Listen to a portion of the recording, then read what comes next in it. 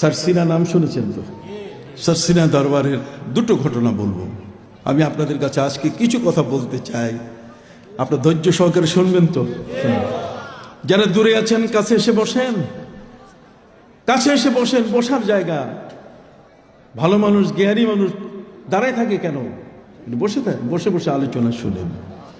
সারসিনা দরবারে আমেরিকা থেকে একজন লোক এসছে, খুব নাদোষ নুদোষ, টেকাওয়ালা, ডলার ম্যান। কথা বল না, ডলার যার হাতে আছে তার গা গরম হয়। এই মানুষটির বারবার তিনি স্বপ্নে দেখছেন যে তিনি সারসিনার শাহ সুফি নিসারউদ্দিন রহমতুল্লাহ আলীর কাছে যিনি বায়াত হচ্ছেন।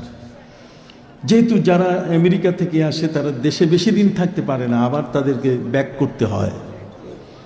এই জন্য তিনি অল্প সময়ে পীর সাহেবের কাছে বায়াত করে চলে যাবেন, বায়াত নিয়ে চলে যাবেন।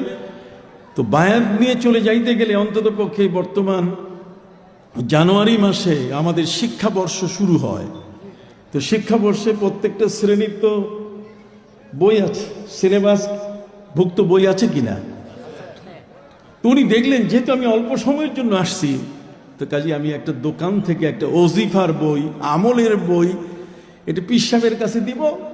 আমাদের দেশের নিয়ম ছিল যে কেউ যদি পরীক্ষা দিতে যায় তাহলে বেশি পড়া লাগে না, একটা সাজেশন বাংলা বাজার থেকে কিনে আনলে যদি আমার শিক্ষক দাগায় দেন তো ওইটাই পরীক্ষায় আসবে। তো আমেরিকান ম্যান, ডলার ম্যান, উনি একটা দোকান থেকে একটা ওজিফার বই কিনে নিয়ে আসছে।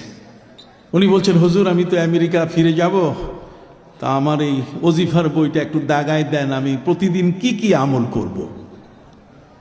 সারসিনার শাহ সুফি নিসারউদ্দিন রহমতুল্লাহ আলাইহি তিনি বলেছেন, বাবা যে বইটা তুমি নিয়ে আসছো এটা তোমার জন্য না, এটা যারা MA পাস করছে এই জগতের মধ্যে, যারা MA পাসের সমকক্ষ তাদের জন্য এটা বই, এই বই তোমার জন্য না।